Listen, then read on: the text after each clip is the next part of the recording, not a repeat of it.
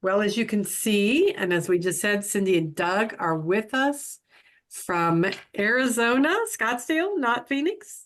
Scottsdale. Same thing. Yeah, is it? Okay. It's like Worthington and Columbus kind of thing. Yeah.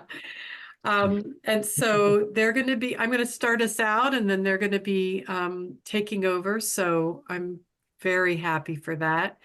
And tonight is conflict resolution, which is one of the things that couples typically say in surveys. They say they want the most, that this is the thing they want to learn the most about, or what they need to work on. And so we have two ends of the spectrum. We have couples who just haven't really ever had any conflict, or not much, nothing significant. And so they just really want to know what to do. And others who have had significant conflict and didn't feel they did it really well, or they'd like new tools, new skills. And so that's what we want to do, is wherever you are in that spectrum, we want to help give you skills for either what you might someday engage in, or what's already there for you. A lot of us too have had poor experiences, or just maybe experiences that didn't hit the mark for us, that weren't what we want as Christians.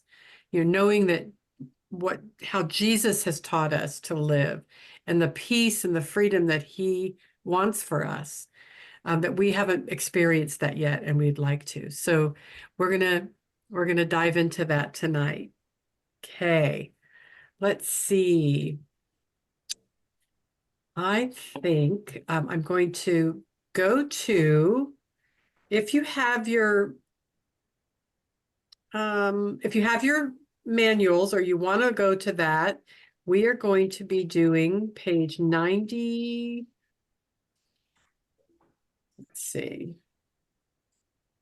Going back, 90, no, 89. There's a conflict resolution styles. We call it the conflict res map. So it's on page 89. Wondering if I want to share it. I might. 1 second. Okay. Nope, I think I'm going to let you guys do that. So, well, let me ask this. Does everybody have this? Can you give me some nods for those of you who have your cameras on? Yes. Okay. Hopefully soon we'll be able to see your lovely faces, everybody. All right. So, so the family, we call it the family map. And what we're going to go over are just kind of loosely 5 styles of conflict resolution. And hopefully you'll be able to find yourself on this map. And what I like to start with is the idea to teach this. It always makes me laugh that I'm teaching something that has any algebra in it at all, because I had to take pre-algebra 3 times. The 3rd time was in college, and I passed it the 3rd time. Anyway, conflict resolution styles, flexibility. This is on the axis. So this axis, is that Y? Think Y-axis? Nobody's going to tell me. Yes. Vertical. Up and down. The vertical axis, yes, is flexibility. So on this side is you'll be leaning more towards flexibility. The bottom, or the X, is closeness, or enmeshment, you might even say. So the very far end of the closeness would be enmeshment. The very far end of the flexibility would be independent. Very, very independent.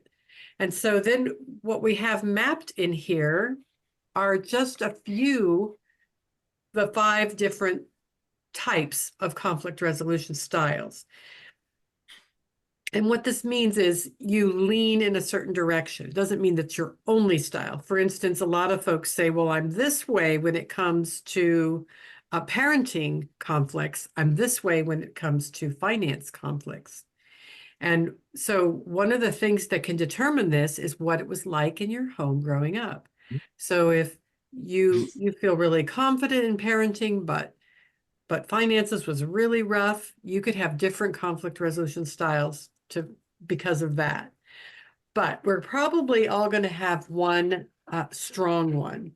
One of the ways you can kind of map yourself out is by thinking about your family of origin and whether it was very independent, whether the people in your family just made decisions on their own, did things together, but were really great at doing things separately. There wasn't a lot of that really tight connection.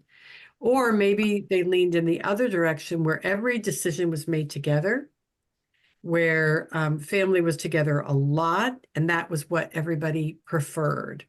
And so that gives you an idea just to think about that. We're going to give you some time in a little bit to talk about the way that conflict was done in your family. And so that's just to give you kind of a hint into what you want to be thinking about for yourself. So these are the styles of conflict resolution. I'm going to start on the flexibility side with competing. And competing style is known as the I win style. So there's this sense that you want to get the oops, somebody's camera or mic went on. There we go. Bridget and Rod, did you have a question? Okay. So competing is, again, it's I win style, but here's the thing. The reason that these people typically want to win is so they can move on.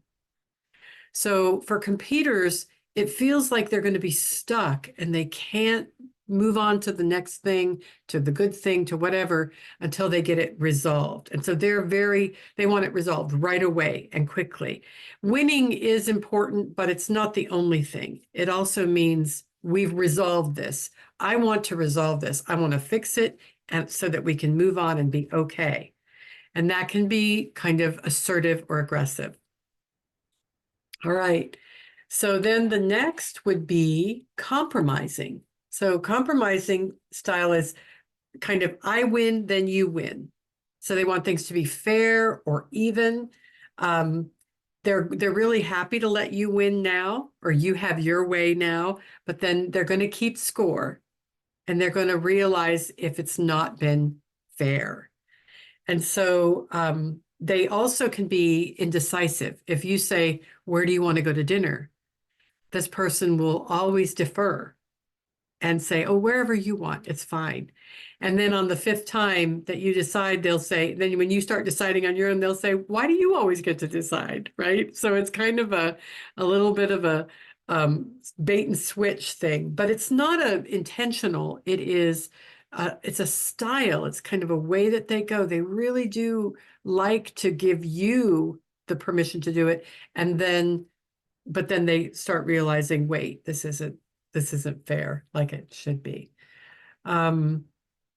Let's see, next is going to be, I'm going kind of around. Next, we're going to go to accommodating. This is down on the closeness side. It's not as the furthest, but it is in the closeness. And this looks like if you win, then I'm okay. So just being very accommodating, compliant, whatever you want, I'll be all right. So that there is not a conflict. So this is not avoiding, but it's like that. It's very close, as you can see, to avoiding. They're smoothers. They want everybody to be happy. And so if they have to defer what they would want to have so that everybody else gets what they want, that makes them happy, they think. And so their main thing is for everyone to get along. And please, just go along with what's happening so that we don't have to have a conflict here.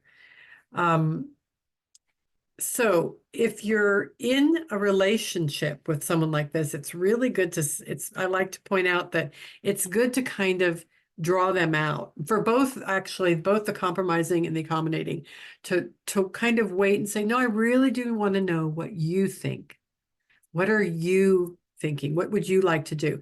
It's not, you're not forcing it. You're just saying, I know that you are happy to let me have what I want, but let's do this. Let's talk about this, what you like. And then the next is avoidance. So avoidance is a little bit more complicated. It's like as complicated as all three of the others together. But an avoidant person at best wants to not have a conflict because they don't want to lose the relationship. So a lot of times there was, we've talked about this in past classes, there was conflict in their family of origin. Maybe someone left, or things always blew up when something came up. And so usually avoiders, there was some kind of tension that they do not like. Maybe they're even accommodators, but also avoiders. And so they're just down in that corner where if I can just keep the peace, that's what I need to do. So the thing about accommodators is that they will be happy to never come back to a conflict. But that's what they need to do. So if we're in relationship and one of us is a let's say a competitor and the other is an avoider, you can see the tension and the friction there, because the competitor wants to resolve the conflict. The avoider wants to avoid the conflict. And so what we want to have happen is, as you can see, in the middle is collaborating. So wherever you are on that map, you actually may be in one of the squares around some of those. You're not, this isn't an exact science. This is just a visual aid for us as we're talking about this. But what we want to do is move toward the center, which is collaboration. And collaboration often is called I win, you win, we both win. So there's a real high emphasis there also on being fair or equal or even, and we can't always have that. So collaborators can be over functioning in their desire to have both people or everyone win. And so what we want to think about here is who feels the most passionate about it, who has the most skill, just, like, where is this going? How can we best resolve this, but both have a voice, both be heard, both show up for this conflict resolution? So they can be very problem focused. If this is your style, some people are just born collaborators, can be problem focused and think everything has to be solved. And if you don't hear anything else tonight from me, hear me say that not every conflict needs to be resolved. If you are a collaborator or a competitor, you can tend to think, oh, we have to get this done or we can't do anything else. No, you may have different opinions. You may have different perspectives, do things differently. That is perfectly natural. And being able to find your way to collaborating is what is the best way to do that.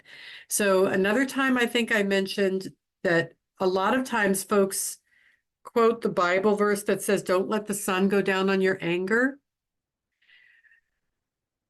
And so then they argue until 2 o'clock in the morning and wear each other out and say things that they didn't need to say because they're tired and it's just gone on too long. And so what I say here is collaborating means maybe this is not going to get worked out tonight. Maybe we have to call a truce. I love you. Cindy and Doug will talk about, I'm not going anywhere. We will figure this out, but not tonight. I need to go to bed, or I need to leave, and we'll talk about it later. So one of the things that's really good to do is to say, we will pick this up tomorrow night after the kids go to bed. Or, tomorrow night at dinner, we can talk about this again. Whatever you decide, there's the idea that you are going to do it. And you may decide not to. Again, that's perfectly fine. But thinking that you have to resolve a conflict before you go to bed can be really problematic. So for married couples, you don't want to be sleeping on the couch, that kind of thing. It might happen, it's not the end of the world. you might decide to go to bed separately because you're still a little, you're upset. But now as you're engaged and you're working toward marriage, think about what it is that you want for your styles of conflict resolution as we talk a little bit more tonight. So these styles are going to help you understand one another and defer to the other person's style sometimes. Well, I know, as an example, I know that normally you say you don't care, you're happy to do what I want to. I understand that. And I believe that's true. And I also want to know what you think, what you feel, what you would like to do, what kind of food you prefer. So that's obviously a simple example, but so there's where we go. We're moving toward the center. And as Cindy and Doug talk about some of the other things tonight, like active listening, you're going to see how you can use this strategy in conflict resolution. So, any questions so far? Sometimes the map confuses folks. Nope. Okay. One. Do we want to be collaborating? That's the best one. Yes. Thank you for clarifying that. Yes, that is the focus here. Collaborators also can have some difficulty, but by being so problem focused and thinking everything has to be resolved.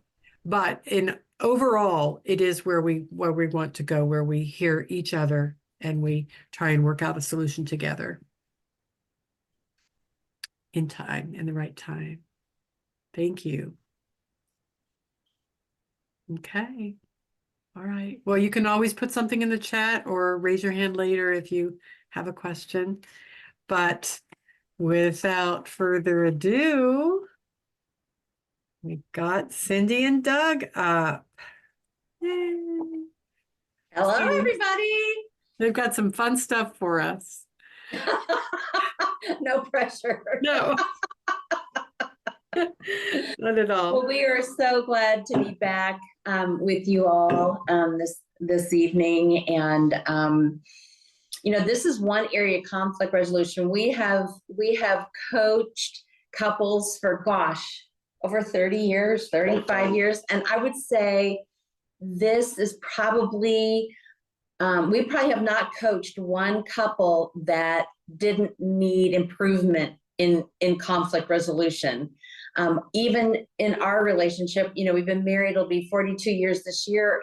Like, we still are working on conflict resolution, though we have made great improvements over the years.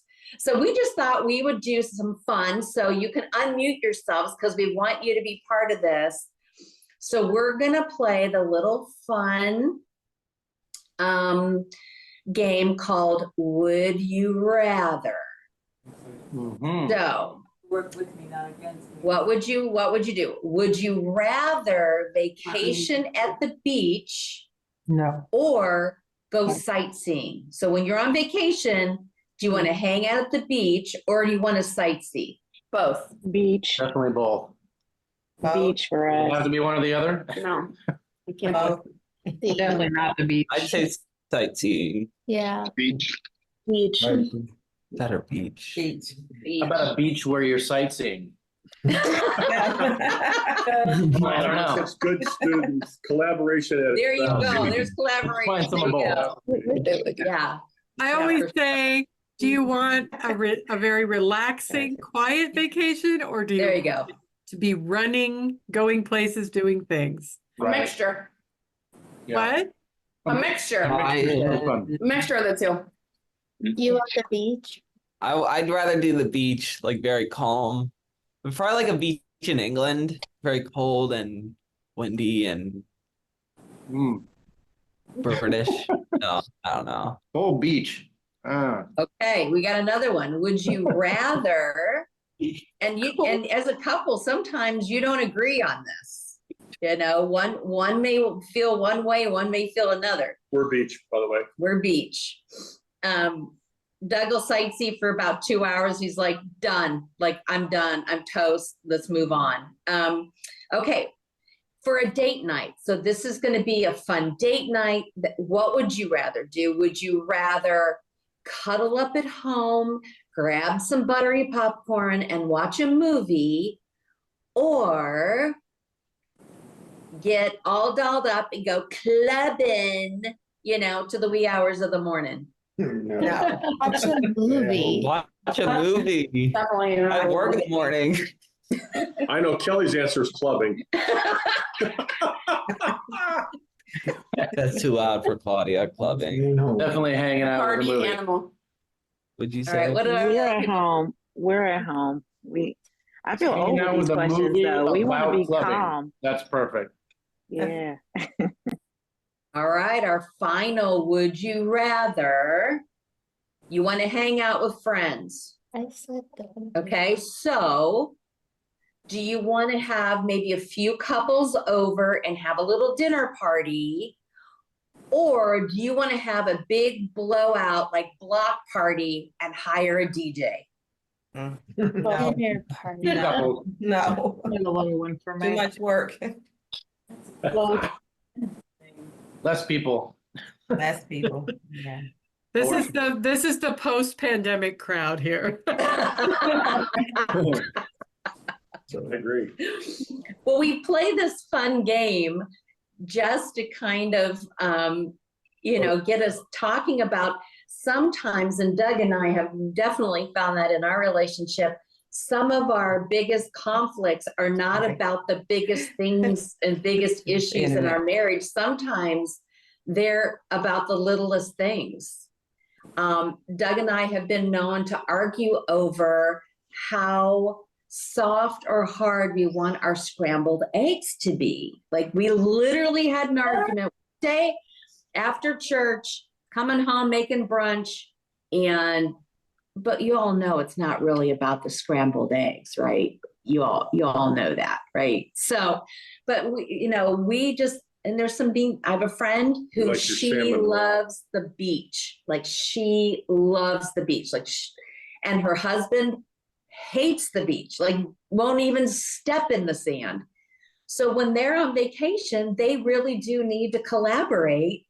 And half the day he goes to the beach with her, and half the day she knows that she's got to get off the beach and they're going to go do something in town. And so that's pretty much, conflict resolution. Oh, I have a classic example that puts it into perspective. Okay. With Keaton. Our son was in your situation a few years ago. And I said to him after 6 months of marriage, I said, so have you guys had many disagreements? And he goes, yeah, we had a big one recently. And I said, what was it over? He goes, my wife was telling me that she didn't like the way that I cut the vegetables for the pizza. No, the slicing the tomatoes for the pizza. Yeah.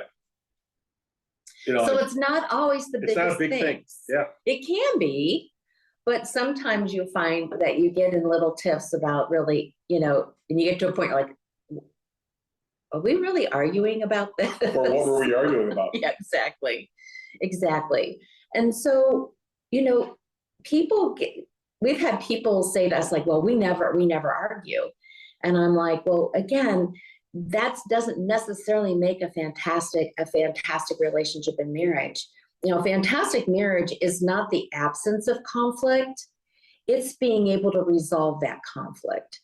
And I like what Kelly said too. You may not be able to resolve every single conflict. I mean, there are things, that are not deal breakers in our relationship that necessarily Doug and I don't see exactly the same way, but that's okay. We agree to disagree, but we are in agreement on the important issues. But again, you're not two of the exact same people. You have different families of origin. You have different experiences. And so you bring all that to your relationship. And so you're going to maybe see things differently. And again, had experiences that make you have different attitudes. And so there's going to be conflict. And so I think it's important to realize that conflict is okay. And so I hope you had an opportunity to watch that video that Mindy emailed to you. If you didn't, please take a few minutes afterwards and watch it, because it really is so informative. And I love how they talk about, you know, being different is fine, but it's learning how to be constructive in those differences, right? That collaboration word. And they talk about two people when we're in conflict, when we get angry with one another, there's two kind of people, the rhinos and the hedgehogs. And so the rhinos are those people that, you know, they're angry, they're going to tell you right away. It's, you know, they're kind of bullish, they're going to confront you, they kind of charge at you, and they remain even hostile after the argument. And, you know, they're just really aggressive in the way that they are handling conflict. And on the other hand, you've got the hedgehog that kind of, you know, balls up, and they kind of withdraw, they kind of hide. They might kind of do the silent treatment. You may not even know that they're really upset. They hold in their anger. They may stop even listening to their spouse, and they kind of bury that anger short term, but long term, that anger is going to come out and it will explode. And so again, a healthy marriage is not that you both are the same, you're both rhinos or you're both hedgehogs. It's to know that conflict's going to arise, but how is your ability to resolve it? Anger in and of itself it's not wrong, but how do you use that emotion to bring you closer to one another, to better understand one another? For example, I'm a hedgehog. So when we get into conflict, I can get quiet about things, and Doug's more of a rhino when we have conflict. And so, you know, we have to also understand that anger really is an overarching emotion for maybe other emotions that are really more underneath about that, you know. The other thing I would say about that, because you just said that you're a hedgehog, and that surprised me. But I only from the standpoint of, you may be a hedgehog at the beginning part of a conflict, but that people can revert into both. So you could start off as a hedgehog, and then when we get into a discussion, you could have some tendencies to be a rhino and not just be one or the other. So we can gravitate. It's not like Kelly said before, you're 100% in any one particular way. Right. I will make sure you And understand. also, like what Kelly said too, when it's one particular issue, you might be a rhino, but when it's another issue, you might be a hedgehog, right? So I think that's important to note too. Again, these aren't to pigeonhole ourselves. It's just to kind of understand kind of where our natural, where we kind of fall just naturally with our personalities. And one thing that we learned really early on in our marriage is that anger really is an overarching emotion. And it's really important to kind of really understand what are you really angry, or are you disappointed, or are you stressed, or are you feeling inadequate, or are you fearful? You know, so many things come across as anger, but we need to take a moment to look at, what am I really feeling? And I know that very much has helped Doug and I with that. And also know that though oftentimes Doug and I have different styles, our weaknesses can be can be one stronger when the other is weak, and vice versa. So we can really work out, and we can teach one another. And that's why that collaboration can really be very complementary, because our differences can be very complementary with one another. So those are just some of the things that were talked about in the video, is being able to kind of identify what is your conflict resolution style, and kind of see where you might be complementary to one another. So that's what we're going to do right now. We're going to do a breakout. So if you go to page 86 in your participants guide, it's going to give you an opportunity to we're just going to take just a few minutes, like 5 minutes to kind of review it, and then 5 minutes to talk about it with one another, or text one another if you're not in the same room, about your family of origin. What did you see? What did you see in, excuse me, in your home? What kind of conflict did you see? Did your family of origin say that they were wrong? You know, who in your home was a hedgehog and who in your home might have been a rhino? So we're just going to take 5 minutes for you to do that, and then another 5 minutes. Yeah, Kelly. What page number did you say, Cindy? I thought it was page, is it 96? 96. Yeah, just wanted to make Yeah. sure. Yeah, thanks, 96. So we'll be back.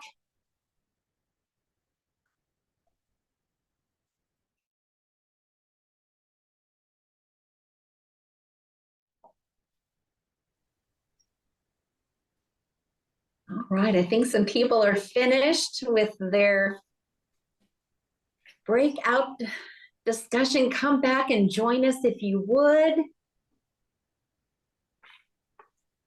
So as you looked on page 96 on that family map, what did you find about your families of origin? Like what did you see in your household? Did you have rhinos or hedgehogs, or was it a particular style that you saw modeled?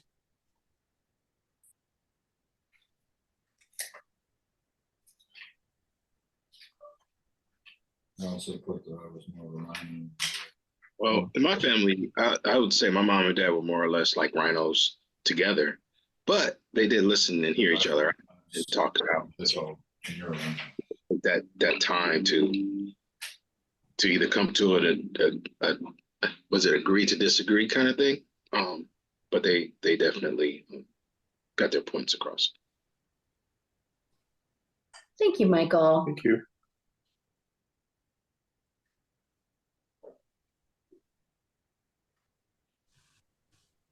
Robert and I both saw rhinos in our families. And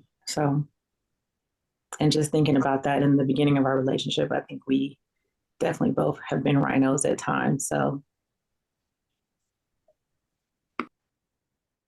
Thank you so much, Erin.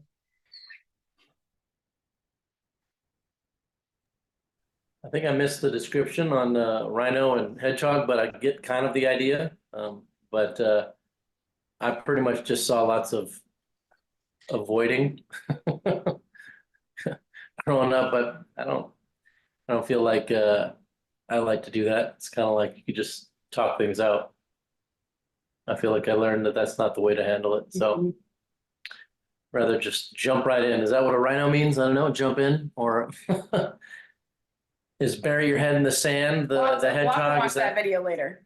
We'll watch the video. Yeah, watch this. They have really good examples. They have really good examples. You know, rhino is just like very aggressive, confrontive, like we're going to get this taken care of, and this is how I feel, and this is what we're doing. And hedgehog more like starts to withdraw, a little more quiet, just so again, like Doug said, sometimes, and I think also Erin, you said that too, but sometimes the issue we might feel really, really strongly about it. And so we're a rhino with it because it's just really close to our heart, and we just feel, right thinking in that way. And other times, maybe you're more like a hedgehog. Well, I like what Kelly said too, when she talked about competing.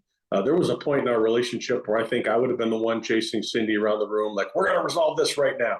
And over time, as we've improved our conflict resolution style, I don't do that anymore. But first, it just takes a realization that I am doing that, and I think I want to make that change. Yeah, it's all about just kind of seeing what our tendencies are, so then we can know each other, know ourselves better, but then being able to relate together better as a couple when things are happening. Anyone else want to share?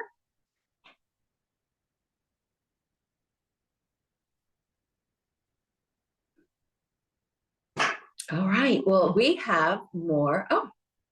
Oh, Bridget and Rod, that's okay. Just keep trying.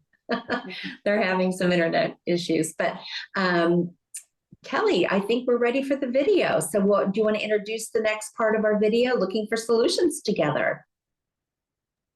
I was not ready, guys. Oh, sorry. I forgot about this. So let's see. You want us to do That's okay. We'll keep You talking. want us to do a commercial or something while you're getting ready? Commercial I can break. tell a joke. Let's All right. see. Let me look at our schedule here. Let's see. This is going to take me a couple of minutes. How about just to find it? So how about if we if you guys go ahead and talk. Why don't we talk about, we can talk about a couple, why don't we talk about example from our marriage? We can do that. Go for it. Okay. Thank you. Well, one of the things that that we're going to talk about, and you're going to see in the video, is how do we, with maybe the different ways we approach conflict, how can we look for solutions? How can we look for solutions together? Because the whole idea about solutions is being on the same side of change. And this is something that Doug and I have really had to work on because, you know, early in our relationship, I didn't see a lot of conflict growing up. And so when I didn't see a lot of conflict in my home, while that's a good thing in many ways, it was maybe not the best thing because I really didn't know how to deal with it once Doug and I got married. And our very first argument was we were just back from our honeymoon. And excuse me. And so, you know, you're flying high. We moved away from both our sets of parents. We're in the, you know, middle of nowhere, Pennsylvania. And we were going through some of the bills from our wedding. And we had a lovely wedding, and Doug's parents were very generous to pay for part of the expenses. And one of that was the bar bill. Well, we got the bar bill. And they were very surprised at how high it was. So we ended up, Doug defended his family and I defended my parents. And we had our first argument within 2 weeks of being married. And I was just, I didn't know what to do. Like you know, my whole like, oh my gosh, the honeymoon is over already. You know, it's only been, you know, 2 or 3 weeks. And I didn't know what to do with all that conflict. So literally, not the proudest moment of my married life, I literally ran out of the apartment, ran down the apartment complex. Doug runs out of the apartment after me, and we are literally running down the apartment complex in Lancaster, Pennsylvania. I mean, it must have looked ridiculous. Would that be avoidance? Probably. So I was just like, oh my gosh, does this mean that are we not happy? Like, is this really what it's going to be like? And so it was just crazy. And I'm just so happy to, you know, tell you that we have come a long way in how we handle conflict with one another. I locked the door so she can't run out. No, that's not true. And, you know, I've never run out again. I don't even know why I did that. But I think I was just so devastated that we had our very first conflict so soon after being married and not really knowing how to handle it, not to have the tools. So this is why I'm so grateful to Vineyard that this is part of your toolkit that you are getting for your relationship. So, you know, I mean, I'm sure you've had conflict already, but, you know, Doug and I, we were apart for an entire year. We saw each other once every maybe 4 to 6 weeks for a weekend. So we didn't have a lot of conflict because we were not really around one another. Now I know we had a conflict on phone calls and that kind of thing. But that's why I think it was so difficult for us, for me, was, oh my gosh, we're supposed to be happy all the time. And we're so in love. And, why do we have, conflict? And so I'm happy to say that, through learning and working on it and understanding where we come from our families of origin, and just ourselves and our own, I don't want to say it, our own bents, how that it comes, to your relationship and how you can work on those. So Kelly, I think you are ready.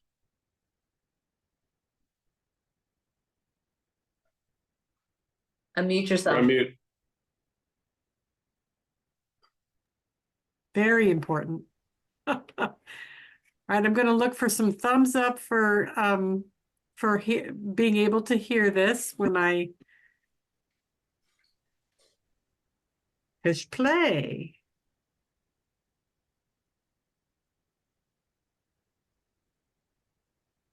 You hear that, Tania, Doug?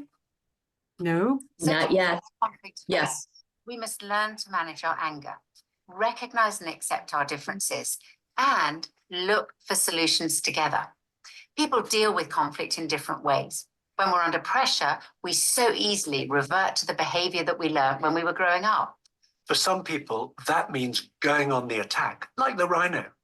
That's when we try to force our partner to do things our way. Other people surrender, a bit like the hedgehog. We may be frightened of conflict. We may hide, run away, or do anything to avoid confrontation. Still other people bargain, which is when we say, I'll do this if you do that. Now, this way sounds great in theory, but in practice, we end up saying, I'm not going to do my bit because you haven't done your bit. And none of these really helps us to sort out the problem. The effective way is to look for a solution to the problem together. And that requires a shift in thinking to see that we're on the same side, not opposite sides. Then discussing the issue together and looking for a solution that works for us. We all need to find us solutions. My name is Tulu Dibemi. I worked in the oil industry in Nigeria, and her cousin's husband was one of my workmates, and we got on really well. He says to me, his wife's cousin, he thinks would be brilliant for me. And I gave in to him and said, all right, fine, I will take her number, give me her number, I will call. And what I thought would be a 2-3 minute conversation turned into a 2-hour conversation. And a month later, I asked her to marry me. Over Skype. Yeah. We had not met. Was... And I said, certainly. Just after we got married, we had a lot more conflicts. There weren't big conflicts, but they occurred a lot more. And it usually started with one thing leading to another because of poor responses on our part. Tolu likes to be busy when we're talking about stuff. And I usually have to kind of say, all right, come on, let's sit next to each other. Because then it's not a battlefield. It's not you against me. It's actually, we're just going to sit together and deal with this issue that's in front of us. Because when you're holding on to somebody, right, it's very hard to feel like you're fighting them. It's like, oh, we're having a conversation. We're navigating this thing together, and we're just going to find our way through it and come to an end, and both of us will win. That process of resolving that conflict, that was the essential thing to having a happy relationship. Instead of sweeping the issue under the carpet, we actually address it. We come up with a solution that's suitable and that we are both happy about. When conflict arises, I think we'd all recognize that there are bad times to try and resolve arguments. At these times, we have to learn to press an imaginary pause button and wait for a better moment to discuss the issue. One bad time is when we're in front of other people. As the saying goes, don't air your dirty laundry in public.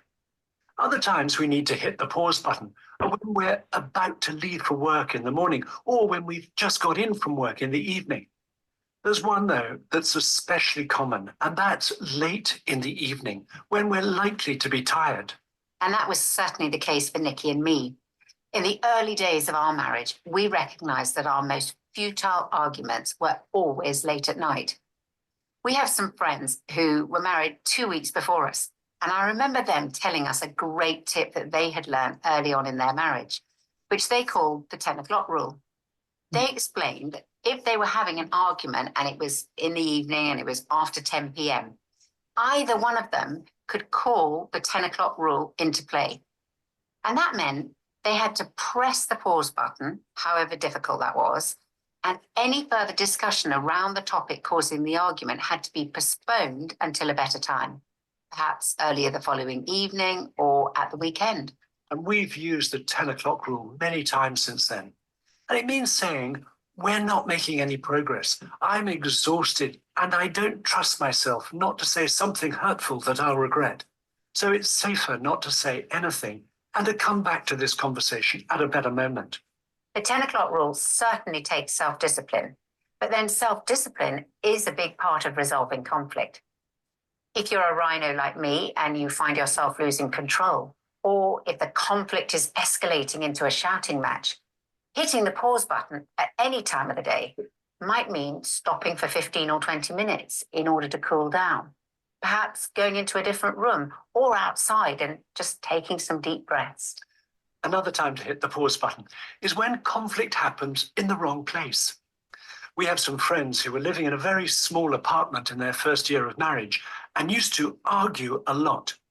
Then one day, quite by accident, they discovered that going for a walk together in their nearby park and being side by side rather than face to face really helped them discuss the issue causing the conflict much more rationally and calmly.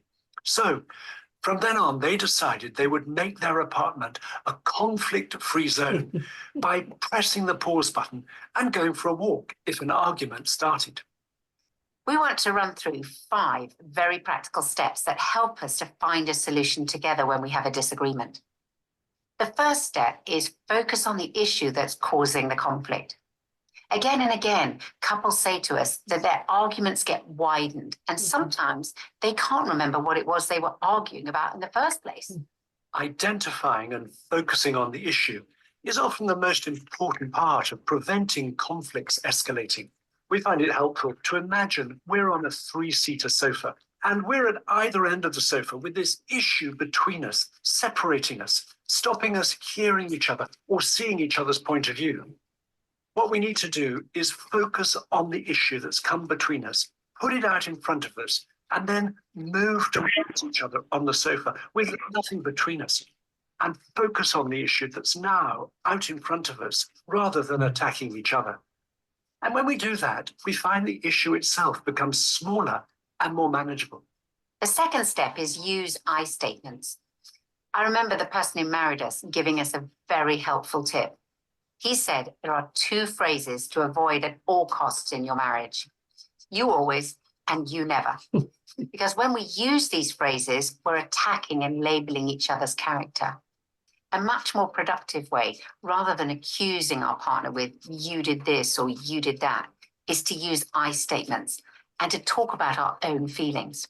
That opens the way for positive discussion.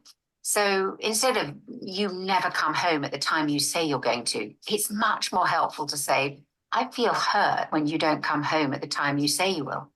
And instead of you always leave your clothes all over the floor, it's better to say something like, I feel upset by the mess in our bedroom. And I know that when I'm upset, rather than accusing and labeling Nikki, talking about how I feel about the issue is much more conducive to us finding a solution. The third step is listen to each other. Before trying to find a solution, we need first to try to understand each other's perspective. And making sure we listen will be especially important if we know we're better with words than our partner. Usually when we're having an argument, we're very keen that our partner understands our point of view, but we're not quite so keen to understand theirs. So a simple but very effective ground rule is this: take it in turns to talk. And when it's our turn to listen, it's a good idea not to spend the time thinking about what we're going to say next. The fourth step is brainstorm possible solutions. Now, that may sound unrealistic in the middle of a heated discussion, But if we followed the first 3 steps, this becomes possible. Start to talk together about different possibilities. And it sometimes helps to write down possible solutions, particularly if it's a really big issue that's been unresolved for some time. The 5th and final step for resolving conflict is choose the best solution for now and review later. If the solution works, the issue will stop causing conflict. If it doesn't work, we can go back to the other solutions we came up with until we find one that does. And it's a liberating attitude when we both accept the solution we try doesn't have to be set in stone. That takes the pressure off. And there may be times when we can't work things out on our own as a couple. And it can be very helpful to talk to someone else. That may be a friend, or if you're engaged, the person who's marrying you, or a counsellor. We want you to turn now to the next conversation in your journal called Using the 5 Steps. Discuss the questions there and be sure to talk about whether those 5 steps are different to the ways of approaching conflict you saw in your parents' relationship or whoever was the main role model of marriage for you growing up.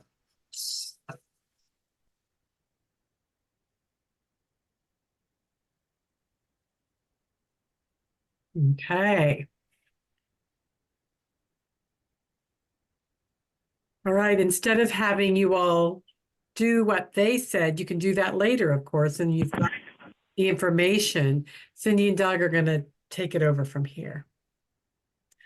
Or is that what you just did? No. No, we're going to do that. Okay. So absolutely. I really like so many things of what Silva and Nikki were talking about. And I know for us, they talked about the 10 o'clock rule. And that's something that we have really put in. We don't call it that.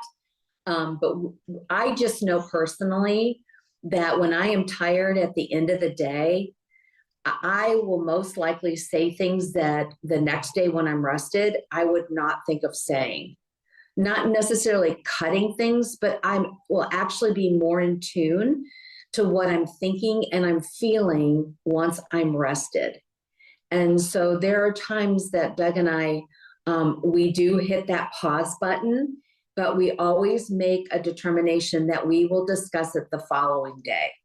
One thing that we always decided in our relationship is that we will always sleep in the same bed. Even if we don't feel like cuddling a whole lot, or you stay on your side, do not touch me over here on my side. We always are in the same bed.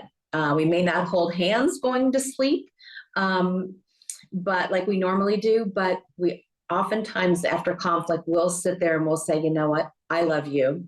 And he'll say, I love you. But you know, it's one of those things, we love each other, but we may not like each other a whole ton at the time.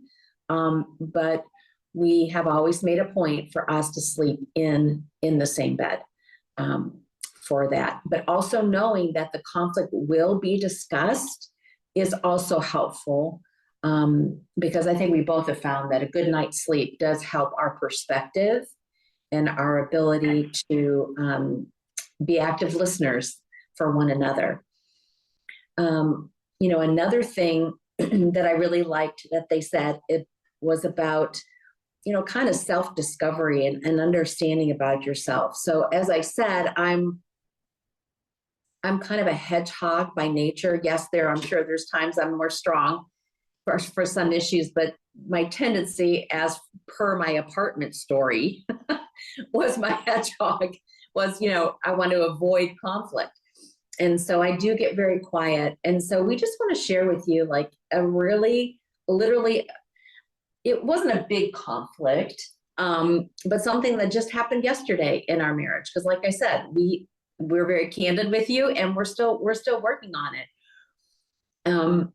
And one thing I have found too, being a hedgehog, and as I have been, you know, working on solutions for us to be able to work this together, I realize as a hedgehog, I have a tendency to withdraw. I get quiet. Doug has no idea that I am upset about something. And then I start building my wall brick by brick. And hour by hour, day by day, I start getting more quiet until he has to kind of, what do you call it, a jackhammer? No, I've got to have a pair of pliers, and I've got to actually pull it out of her. And when I pull it out of her, it usually comes, and then she'll share her feelings with me. But I can usually tell when we're building up to that point. And ironically, we're usually not in sync in our relationship at that point either. But I have to pull it out of her. So there was a situation that kind of came to a head yesterday. So we're here, on vacation, and we're in a new season of life. We are rewired. We don't want to spend winter in Columbus, so we're trying something new. And so, we're trying to work out retirement budgets and all these other Last month was the first month in 40 years we haven't had a paycheck. We're paying ourselves So now, but it's a little bit scary when all of a sudden you retire and then you don't have a paycheck. So it was our first month of that. right. And you kind of have to know our history. And with finances last week, you were talking about and how we all view, Doug and I view money very differently. And so about two years ago, I took over paying the bills because it became really, really stressful for Doug to do it. And I did not want to be around him. He was a grumpy bear for like 2 days every single month that he had to do bills. And I'm like, this is not okay. And so it wasn't a matter that we couldn't pay our bills. It was just finances stressed him out. So I took over the bill paying, and Which I appreciate. it's been better. It's been great. It's been so much better. So just to give you the background of kind of where this is going, I would say our budget and finances is an area that Doug and I have conflict over, just because we grew up differently and we see money very, very differently. And so I've kind of noticed over maybe the last week or so we've been going. I mean, Doug's always, Doug, I always try to be very frugal. I'm not an overspender. But I'm like, I mentioned like, hey, I need to get my nails done. He's like, let me see your nails. I don't think they need to be done. I think they look just fine. And I'm like, Stop laughing. I see you all laughing. Shelley, stop laughing. No, it's been 3 weeks. I did pink, so they could grow out a little bit. But I want to take my mom and dad live in town here, with that. Then we're out getting groceries, like, oh, this one, this one's better. This is a little cheaper. We don't need that. We don't need that meal. Let's go do this one. So it's cheaper. So we've been playing golf, and I kind of needed a new golf outfit. So Doug very generously on Valentine's Day said, let's go shopping for a new golf outfit for you. I'm like, that's so sweet. Yes. So we go in. We did not talk about expectations, and he and I had different expectations. And so we walk in. I knew that we wanted to stay really under budget because we can get much better deals on golf stuff at home in Columbus than we can do here. Understood. But I just needed something that fits. And ladies, that shopping as a woman is very different than shopping for a man, right? As a man, you go in, this is the waist size, this is the inseam. Well, doesn't work quite that way for us ladies. So I needed to try a bunch of stuff on. And so Doug kept saying, oh, let's go to this section. This is the cheapest. Let's go over here to the cheap section. Yeah, let's go over here. I probably should have said that. The cheap section. Let's go over here. And not that I was looking at the most expensive things, but he must have said it about 4 times. So and it wasn't even just this one instance. It was like, questioning whether I should spend the money on my nails. It's questioning, should I buy this at the grocery store? And now, oh yeah, let's just buy you the cheapest stuff we can, that you can fit into and, feel good about it. And I did say something to him at the store. I said, that when you say that makes me feel that I'm not worth a little bit more to find the top that really will work with these pants. I already found pants on the sale rack. I'm like, that just makes me feel very undervalued. And my wonderful husband he got the message, and he went and came and found me a beautiful top from one of my favorite lines that I like. And he's like, well, maybe you tell him what you were thinking when I said that to you. I recovered. Well, I realized that I didn't want Cindy to feel, she basically had an I statement. This is how I feel, when she told me that she just didn't feel valued at that point in time. So I got her something that I know that she would like. But then after that, and we'll try to incorporate some of the things from the video in each of these sections, because from a timing standpoint, we're sitting down to dinner for a Valentine's dinner. Okay, so fast forward. That was the afternoon. We're making a Valentine's dinner here at dinner, and so I didn't know where he was coming from, right? And we're different, and I know that he feels a lot of pressure financially to make sure things are right for us in our rewiring, and he's done a beautiful job preparing us for this. But it was just all of these comments, just, day after day after day, I started to sense my withdrawing from him, because I started to feel like he didn't trust my purchases. He thought I was, I just didn't feel that. I felt like, oh, here we are, we're going to start stressing about money again. And so I started feeling myself withdrawing, starting to build that wall, distancing myself from him. So last night at dinner, I brought it up, because as a hedgehog, I know my tendency is to just let things go till my wall is so high that it makes it difficult. And so I knew that about myself, and I had to say to him, hey, I want to know you better. So can you tell me, are you feeling stressed out about our finances? With the retirement. And I have found, actually, when I approach it that way with Doug, it is so much better than just say, hey, what's wrong with you? Are you stressing over money again? It was like, I want to know you better. I want to understand what you're thinking and you're feeling. Are you feeling stressed about our finances? And how did you feel about that when I approached it that way? I get defensive very easily. And when Cindy approaches things with that kind of a statement, it kind of lets my guard down, and I'm not defensive, because I want to hear what she has to say. So when she'll say, help me understand, I know that's her really wanting to know, how do I feel about this situation? So I accept that a whole lot better. And I really want to stress the point, and the step number one is focusing on the issue and not the person, trying to focus on what's going on here. I didn't feel attacked. I felt very comfortable when she made that statement. And when she did, I listened. I listened because I wanted to understand exactly where she was coming from. And I do have to say too, I used to get involved in the trap where I would say, you always or you never. And I do agree with what they said in the video. That's been an important part of how we've improved our conflict resolution, is by not making those statements, because we know we don't always and we don't never. Those are just inaccurate and hurtful statements at times. And I want to give Doug a really kudos, because, it is about growth. And so last night I was explaining how I was feeling, and he interrupted me and started talking. And he was like, and he caught himself. And he's like, oh, nope.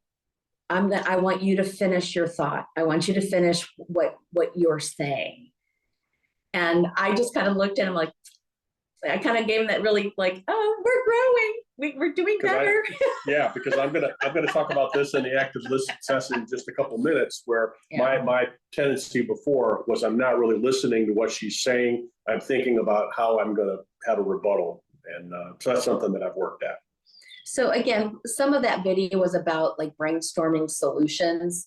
And it wasn't so much, that situation was not so much about brainstorming a solution. It was basically sharing feelings. What do we, it was me checking in with him and knowing what's going on. But these emotions were happening in me. Like I was feeling annoyed and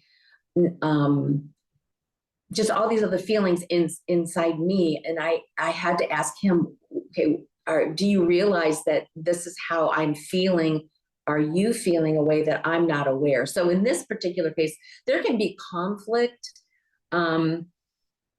where you're, not necessarily, in agreement, but it's just kind of touching base with one another. What are you thinking and what are you feeling? The other thing I think was really interesting, though, is it talks about trying to stay focused on the specific issue, be very specific and not general. We immediately started to get a discussion about our overall budget, and we stopped it and said, let's just stay focused on this particular issue and not get into some discussion of how we're going to manage our budget retirement. So I thought that part of it was really good too. Yeah. So that's just, something just really simple that just happened, where, we're trying to collaborate. We're trying to come to these solutions where we know where our tendencies are, and to be able to, like in that example, my tendency was I would say nothing for probably a couple more weeks, and I would just get more and more annoyed if he made any more of those comments, and I wouldn't say anything. And then I'd do the silent treatment and shut him out. And then he'd have to figure out something was wrong, because he knows that my mouth may stop, but my brain's always working, and that makes him nervous. And so, so he would bring that up, but I knew that was my responsibility to tell him how I was feeling. It's not his responsibility to, jackhammer it when he finally figures out that something's wrong. And the other hand, where Doug, might have wanted to interject and defend himself and say, well, that's not what I was thinking, and these were my expectations. He stopped himself and listened. And so, it's about looking for solutions together. It's about being on that same side of change. I think so long in our relationship, we thought conflict, we thought it was, we were battling each other, we were fighting each other. And, once we really learned more about conflict resolution, really realizing that we're on the same team. We're on the same team. And I love that example in the video where they put that issue out in front of them. It's not really between them, it's in front of them. And by being together, holding hands or sitting next to each other, like we did last night at the dinner table, or sitting next on the couch to talk about it, you realize that you really are on the same team. Any questions, comments so far? Okay. All right. I have a question, sorry. Sure, go ahead. How do you make sure that, I don't know, I've tried to we try to sit next to each other talking about like problems that are as if they're in front of us. But is there any like mental way you could go about looking at it as not in between us? Because yeah, for a while that was hard. We did the marriage course previously, like a year or so ago, and yeah, it's hard for me to wrap my head around it being in front of us, right? Yeah, I agree, because really when conflict happens, oftentimes it's one person asking for change, right? So one person is asking for change.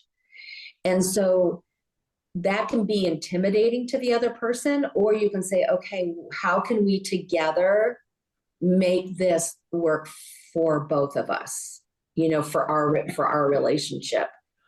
And so, there's two, and we might even hit it again, but there's two, when you're together, and it's hard. Like sometimes it's hard when things are really heated to sit next to one another and hold hands. That's really hard. But I think what we have realized is our love for one another is greater than any issue that will come up. And that has to be, even when we're feeling really angry, or misunderstood, we just have to really realize that this relationship is what it's going to be. I mean, we had one time, we were not doing well in our relationship. It was just one of those things that we were not heart connected, and it was just really busy with kids. And we thought, hey, let's go have a date night. We'll go out, we'll talk, we'll, get back on track. Dinner did not go well. We didn't argue, but we didn't find our way back to one another. And I mistakenly walked out of the restaurant and I said, you know what? I'm just not sure this is going to work. Ooh. And I have never said that in my entire life. And that was never been something that's been on the table for us.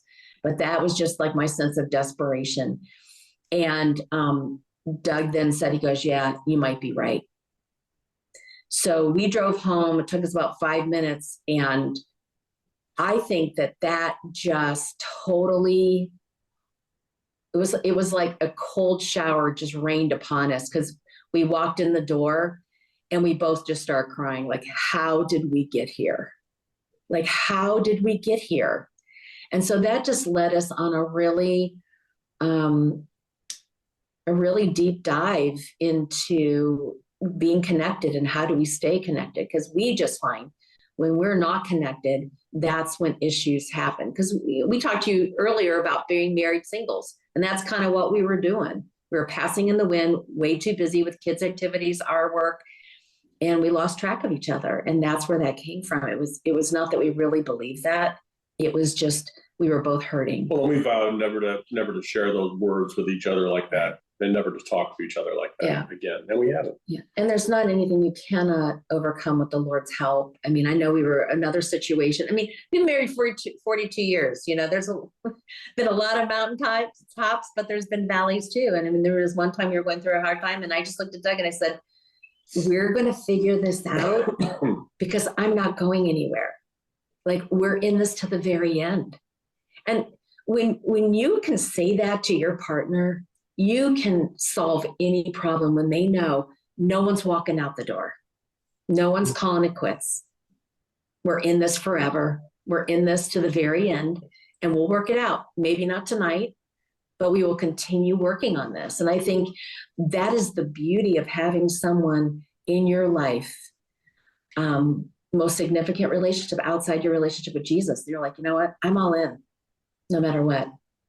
So we're going to answer some of your questions, Ian, too, when we move into active listening, and maybe that might help a little bit. Okay. Thank you. All right. So Kelly, do we have that picture that we want to just show real quick? So this is a really kind of interesting exercise. We saw this picture and we just thought it was so interesting, because we're talking about, you know, conflict resolution. We're talking about what we bring from our families, what we saw role modeled for us. And here we are as adults trying to resolve conflict with another adult, but yet inside we're still children sometimes. We don't feel confident in what that all is. Okay. Here we go. You're good? Yeah, that's great. Do you guys see that? As adults, you know, they have their backs to one another.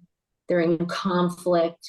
They just don't see any way out, but yet their core, they want to connect. What do you see in that picture? Does anyone have something that they want to share, or something that impresses them or impacted them?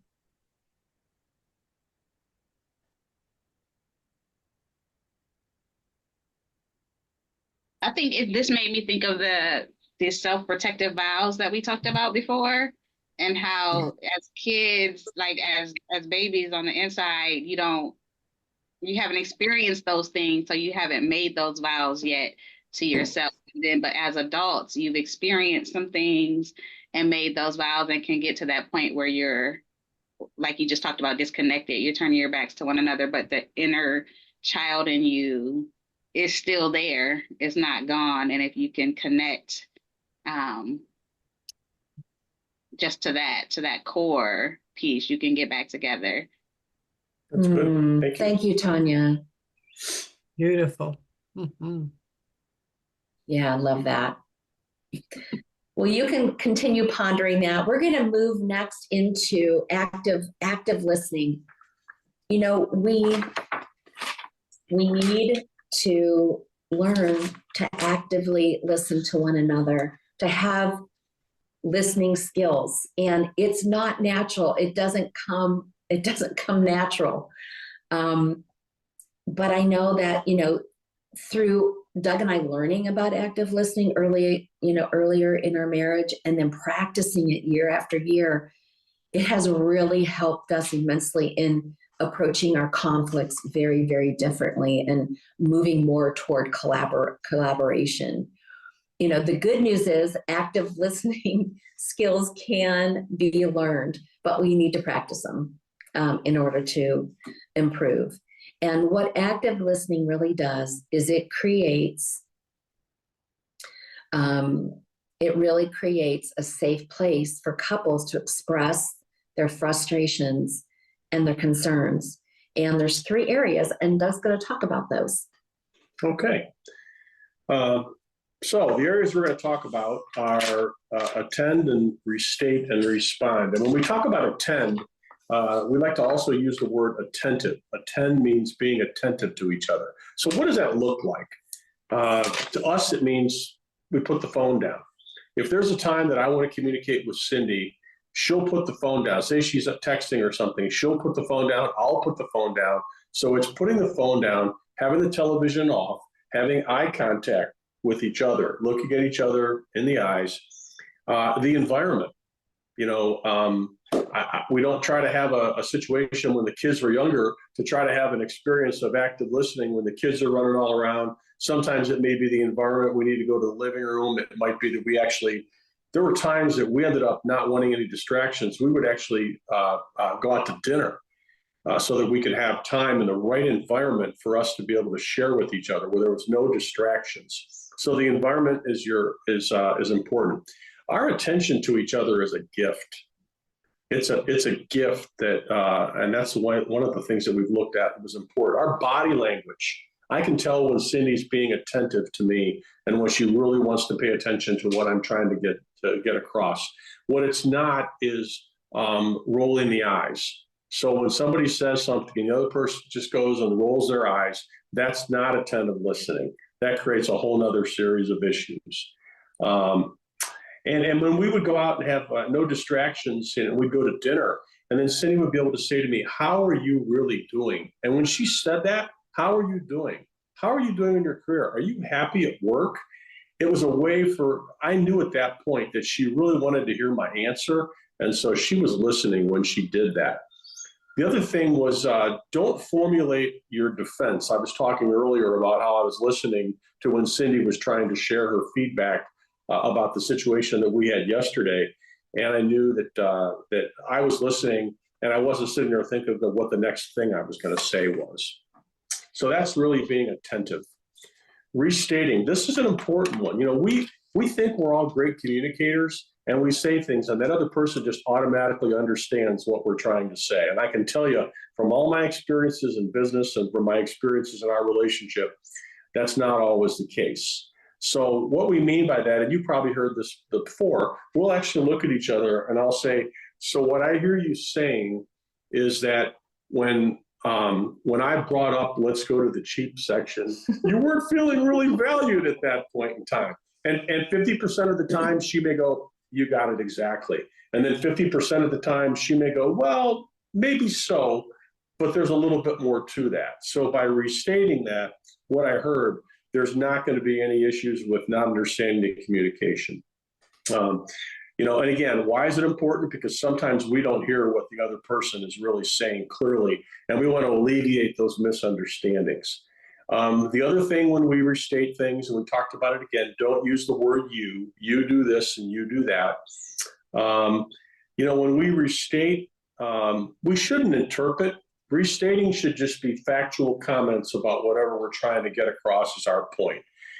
This is not the time that we put forth our defense. I think sometimes in our relationship when we dealt with conflict resolution, I might have been acting like an attorney trying to make my point because what did I want to do? I wanted to win. That's not what this is about. Okay, so we're just trying to restate to make sure there's no misunderstandings. And the last point, respond. So if we've been attentive, we've restated so that we're in full understanding. Then we get into the respond phase.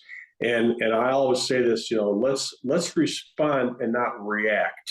I had a sales training class. I've sold boxes my whole life, and we had a training on handling objection, and there was a thing called LAER, L-A-E-R. So when the customer would object, the first thing was listen, the second thing was acknowledge, the third thing was explore, and the last one was respond. What I would normally do is I would listen, and then I would explode. I forgot all the other points that I had when I was trying to listen. So you really need to ask questions. We used to think of it as probing. Ask questions for further understanding. It's rare that you won't have some form of question to ask to better understand the situation. And when we talk about, responding, I think of being mindful. I think of the book of James. I think of how the tongue is one of the smallest organs in the body, but how destructive it can be. Words are powerful. You can't take words back. Well, in that one situation that Cindy was telling you about when we had that dinner and things didn't go well, and she said to me, you're just not very romantic. And I can't believe I responded back with, you knew that I wasn't romantic when you married me. Not the best comment to make. I could not take those words back. Now, the important part of that is I listened to her and I was able to understand what she meant by being more romantic. And I was able to make changes as we went on in our relationship to be more romantic and to meet her needs. Again, that's really how we look at response. Another way to think of it is open-ended statements. Tell me more. That's another way for us to better understand the situation when we're talking about active listening. Any comments you want to make in that regard at all? No, I think it's about, really being attentive to the other person, not multitasking. I was one of those people with my body language. I'd roll my eyes if I didn't like what anybody had to say. I know you didn't, but I'm admitting. And so I got rid of that habit because I knew that was disrespectful. And restating, I think that's so important is, what I hear you're saying is, because that gives you an opportunity to clarify what is being said. It might be, yes, you've got that, but that's not exactly what what I was thinking. Let me restate that, because you want full understanding before you can really move forward on that and responding most definitely. And when you're in conflict, there's two questions, and Kelly will probably bring them up to you as well in a little bit on these worksheets. But there's two questions that are so crucial when you are on the same side of change and you want to solve the conflict. And that is, how can I make it better for you? I'm telling you, there's nothing more that makes you feel loved. I know I was upset about something, and Doug's like, how can I make it better for you? And I was just like, I just wanted like, I love you so much. How can you come it was just so tender. And like, he wasn't thinking about himself. He was thinking about me. How can I make it better for you? And what specific steps that are measurable, reasonable, and repeatable can I do? So when he alluded to the romantic part, Doug didn't know what that looked like. He's like, what do I need? What does that look like? I have no idea. I didn't see that modeled for me. I don't know what that means. So he basically was saying to me, how can I make it better for you? And so what I said to him was, it doesn't need to be a whole bouquet of flowers. It can be a single flower. It can be, for Valentine's Day, but I had to be specific with him because he didn't know. But it's been amazing because he loves me, and I was able to tell him what some of that looked like. He was able to move forward and to be collaborating and coming to a solution on that. So we actually have an example of active listening that we're going to talk about. So this has to do with when we were contemplating coming here for a month, in the month of February. My parents are here. They're in their 80s. They're doing pretty well, but my dad has had some health issues. And it kind of has to do with managing expectations of while we were here. So I said to Cindy, once we got here, or it might have been on the plane, I said to her, Well, talk to me like you did. oh, I forgot we're actually role playing.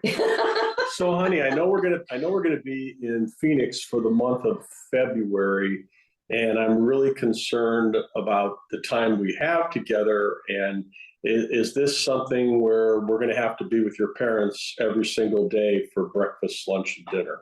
And how is this gonna look? So what I hear you saying is, this is new for us. We've not done this before. And we have other friends here and we want to have couple time. But what I hear is you're concerned that the expectation will be that we'll need to be with my parents every single day and for a chunk of time each day. Right. Is that what you're saying? Yes, that's exactly what I'm saying. Okay. Okay, I'm gonna coach here a little bit. Yeah. Yeah. You guys, did Cindy add to what Doug said? I knew I did that. I was interpreting, wasn't I? That's a no-no. Yeah, well, Yeah, she did that to see if you were paying attention, Kelly. so I know what I know is that you guys, you know what Doug meant.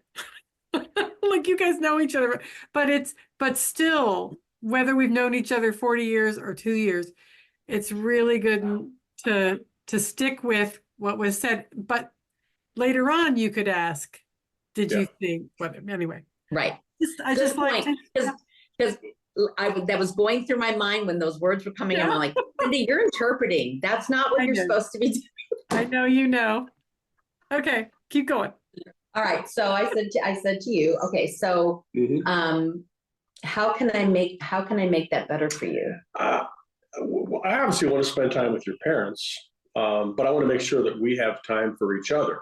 So is it possible that we could get our calendars together and then maybe even have a conversation and sit down and talk with your parents, and that we do something where we're over there every other day, and that we maybe have them over here for dinner, and we just look at something where you and I still have time, but we're still spending time with your parents, and that we kind of give them a guide of what that looks like, so they're not expecting that we're going to be there every day.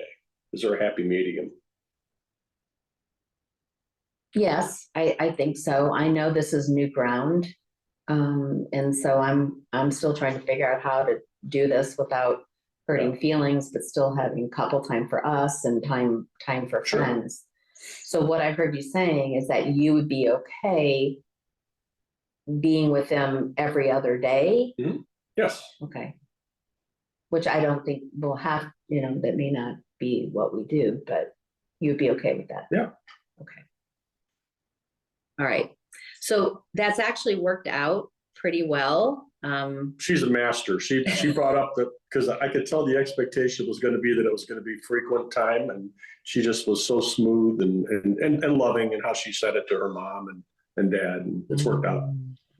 So we've been putting our calendars together and planning out the whole week together, and that, they've been very respectful of us wanting our time, but then we've been able to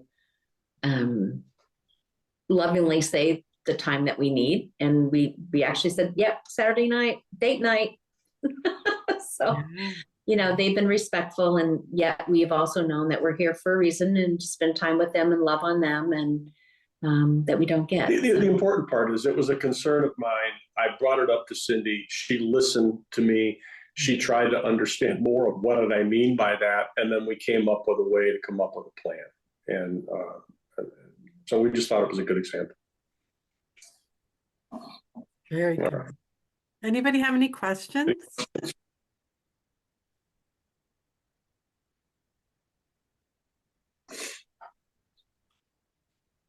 Hi, quick question. Does this relate to attachment styles at all? Do you feel like, as far as, conflict resolution styles? I mean, this is like for Kelly and Cindy and Doug too, whoever, you know what I mean by like the book Attached. There are lots of books, about attachment But I'm style. referring to that one. It's, Yeah. yeah. So I was going to say the kind of the general, it's a counseling term and it has to do with our families of origin, like how we were raised. And so, so I think it can, but it also has to do with your temperament. So attachment style on top of temperament is what you get. So in other words, if you have it's really a little hard to answer that question because we have to get into defining attachment styles, which we didn't do tonight. So, so kind of the quick answer would be your attachment style combined with your personality, your temperament would be what would come out here. Does that help? Or another question? Oh, was that a thumb up? Yes. I thought it was. Yeah, I get it. So yeah, so it's combining kind of both of them to talk about the conflict resolution. Yeah, yeah. It makes sense. Mm-hmm. I think attached, like the attachment styles, that does help some to know about those. Yes. I feel absolutely. like, especially in relation to like disagreeing or, you know, conflict resolution, because an avoidant attachment style would, you know, react differently than somebody that's secure in their attachment or anxious. Yes. So like somebody running away, you know, it's like it helps to know like how to help your partner, I guess you could say, in this realm, I feel like. You know what I mean? Yeah. Might be getting like too technical, but well, it is it's one of many, but it is helpful. If folks want to read about that, if you think that it would help, it's kind of what we've tried to do here. So I would say yes, it would be it would add to what we've done. But yeah, always wanting to understand one another. I think that attachment style is especially important for me to know mine so that I can see where I get stuck. It's really difficult to expect my husband to be trying to think like that. But, you know, the longer you're together, the more you can do that. Yeah. Thank you. Understand. Very good. Anyone else?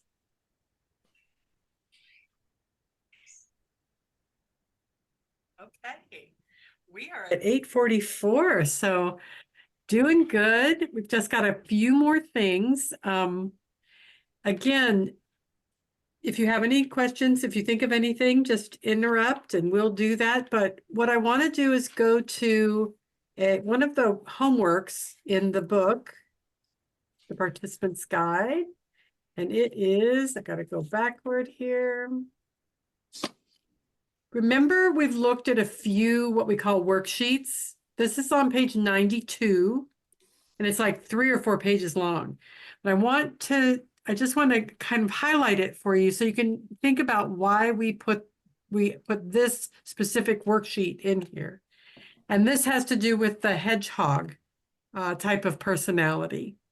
And it, of course, might have to do with the rhino as well, because often the hedgehog comes from the rhino. In other words, when the rhino starts in, the hedgehog becomes silent. So this is becoming silent when not understood. And so you think about this statement: I become silent when my dating partner or fiance does not understand me. So it's a shutdown, it's a quiet, it's a pulling away, moving away. And remember, you might remember that we've gone through before, there are scriptures to meditate on. There's an application to tell you why the scripture applies to this topic. Then you keep going to page 93. There are principles you're going to read. Choose which one is most important to you, feels most important, and then talk about that. It's like in this one worksheet, there's probably 3 or 4 different connection times for you. Then there's some discussion questions. You put your answer in, discuss that with one another. There's a practical application. So this is like a story from Jake and Carol. And you get to read that and then think about how you feel about it. You know, what do you think about this? You get to talk about that together. Last but not least, as Cindy and Doug just said, are the 2 questions. And these are always in the couples worksheet section. So all of the things above this you do on your own and then talk about. This one is where you're going to talk together about the idea of shutting down, becoming silent when you feel misunderstood. And so what we have here is the improvement question. So this is if you disagree. If one of you says, or I'm sorry, if you agree with this answer, I become silent. You want to talk about, are there specific topics or areas of conflict that I become silent toward you? So in other words, my husband says that I become silent. I'm going to ask him this question. This is the active listening. I want to understand better what it is that's going on. And then how can I make it better? Give me 1 or 2 examples. So the first question is general, like generally what's going on here. The second question is where you become specific, and you see in italics right there, it says what Cindy mentioned earlier, give 1 or 2 examples that are measurable, reasonable, and repeatable. And so the thing here is that if we're asking for something that's very vague, we can't, first of all, it's frustrating. Second, we really don't know when we're making progress or if we're getting better, because this is to grow, right? Not to completely fix it. There will be growth involved. And so measurable means that, let's say that the problem is that I become quiet and won't talk when we need to talk through something. So it'd be measurable to know if over the next 3 months I talk more than I don't. I end up coming out of it, or it's reasonable. In other words, we don't have company coming over and we still have to resolve this. As the video said, you know, we don't do that in public. So it would have to be reasonable and then repeatable, that I can over time try. I can show up, I can do it. I can say, I'm going to do this because this is what my husband has said is really important to him. So let's just say it's not rolling your eyes, you know, not using body language, but actually talking. Then that's measurable. You know when you've done that and when you haven't. So these are and then how can this enhance your relationship? This is the worksheet that will be really helpful. Now, then the next page, there are some self-improvement questions. This is if you think you shut down, if you know you shut down, even if your partner doesn't say that you do, it's really helpful to look at how you can work on your self-improvement questions there. Okay, so any questions on that? I did see a chat pop up, but it went away before I could see it. You said what page? What page? What page is that on? Yes, this 90, it's 3 or 4 pages long. Yeah, 92. Oh, thank you, Ruben and Sierra, 92. So, you know, use this. You can even use it. You can break it up into 4 different things, or you can do it all at once, but use it as a date night, even if you don't go out. It's just a great exercise. Okay, so last few minutes, what I want to do is I want to ask you to do something for us now. And it is to look for an email that you would have gotten from Mindy today. And even if you just can do it on your phone, or maybe, you know, switch screens for a second. We have a survey that I would like to ask everyone right now to just take 2 or 3 minutes to start, so that even if you don't have time to finish it now, you can do it when the class is over. This feedback, we just are asking you your perspectives, things that hit the mark for you, things that weren't as important. And it really helps us to make the classes the best for couples as possible. So if you needed me to resend it, I could do that, but it should have just come this afternoon. I know Rhea had a question, Kelly. Sure. And where's Ria? Yeah, I have to unmute. There we go. Okay. Can you hear me? Yes. Oh, big feedback. Sorry. Let's see. Try again. Okay, can you hear me now? Yes. All right. I had a question. I wanted to know regarding the couples worksheet for the becoming silent when not understood. Mm-hmm.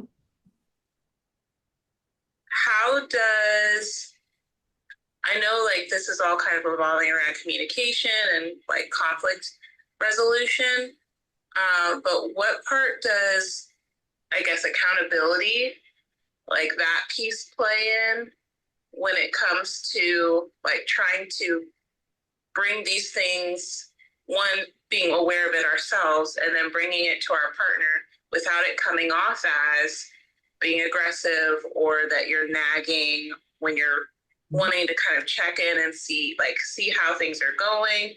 So how do you do that in a healthy way where you can measure the progress and like have those check-ins, but it's still as it creates as not, I mean, there's going to be some conflict maybe, but it's done in a way where it's not, I guess, taken negatively, and it can be more just open and create more connection. Well, very gently. I think, thank you, Ria, for your question. I really do think that we refer to a few different things tonight that you can do. Like, for instance, the way that you say it, the atmosphere that's created when you're bringing it up. Now, we can't always do everything scripted.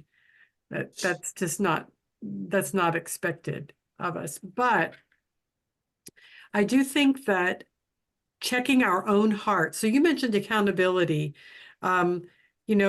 Like one of the things I like to say is that I need to check my heart before I bring it to my partner, to my spouse. And that it doesn't always happen. Like, it's not always easy, but even if it's after the fact, I need to say the way that I did that is not how I want to do it in the future, or that didn't come across the way that I wanted it to.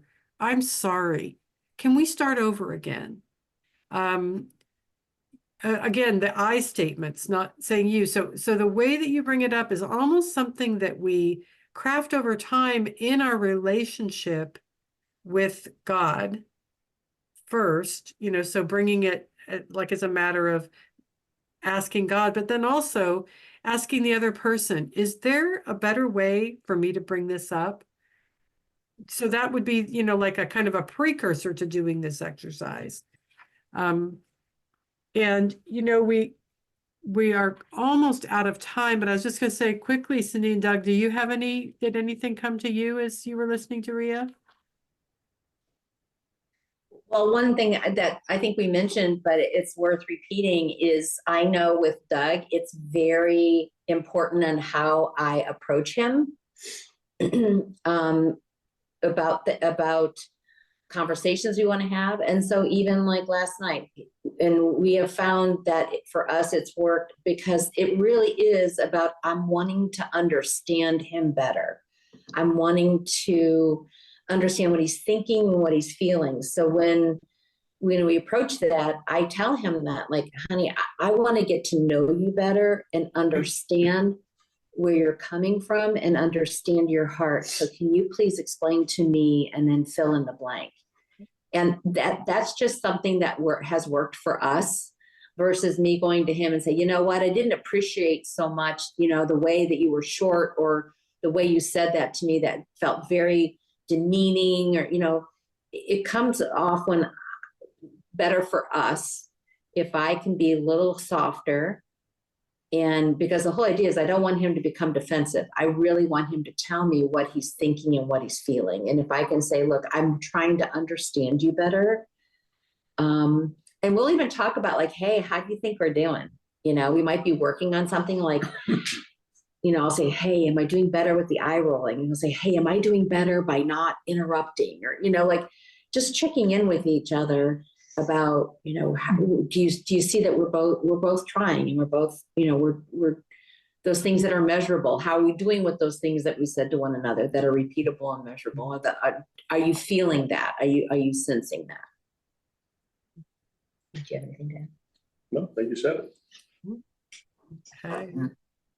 You know, the last thing that I would love to say to that, to answer that, Randy and Rhea, is coaching is a great way to work on that, to actually find a coach couple or counselor to begin to see where you get stuck and what things you can do. It's great to have someone watch us talk about an issue, even though it's not comfortable. But someone who really wants to see you be able to grow in that. It's great.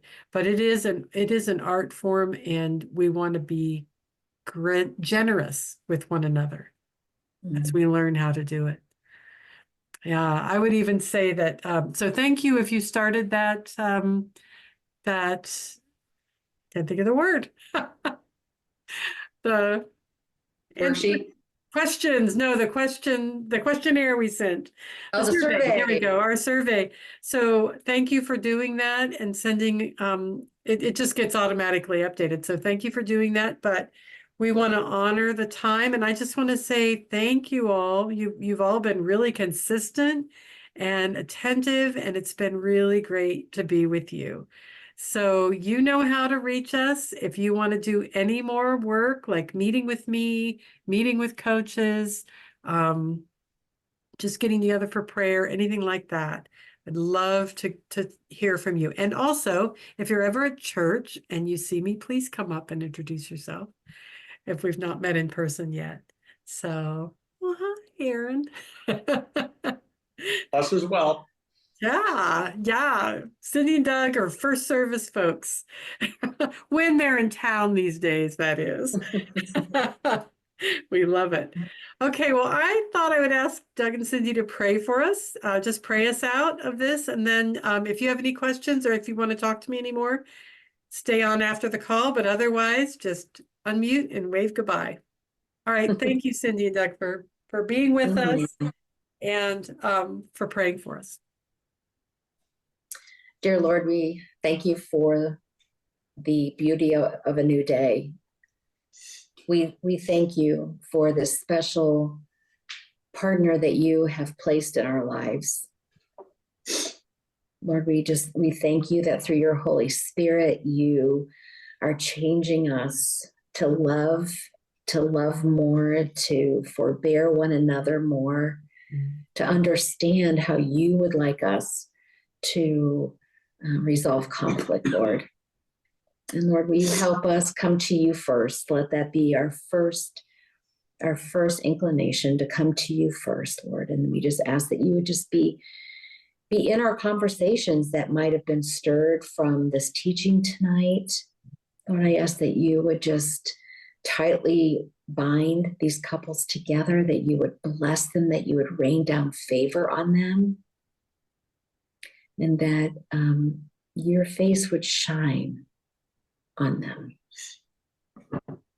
Lord, I just want to thank you for the couples, for the courage to be here, the commitment to really try to understand more about each other and more about a covenant marriage and what it looks like. And Lord, I just pray for the Holy Spirit to be with them in all their future discussions. I just pray, Lord, that the Spirit will just divulge their deep feelings, help them be able to espouse them to each other. And I pray for a peace beyond understanding, and the only peace that you can give as they get into situations of conflict. Lord, just bless them with that peace. Bless them with your love from those situations. We just thank you for the opportunities to share with these couples.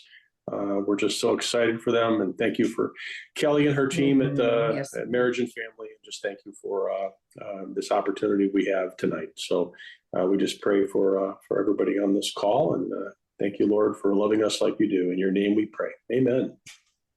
Amen. Thank you all. Amen. It's Thanks. been great being with you guys. Blessings to you all. Thank you, Kelly. Thank you, guys. Thank you, Doug and You're welcome. Cindy. Thank you. God bless everybody. Thank you. Well, bless. Bye. Night, y'all.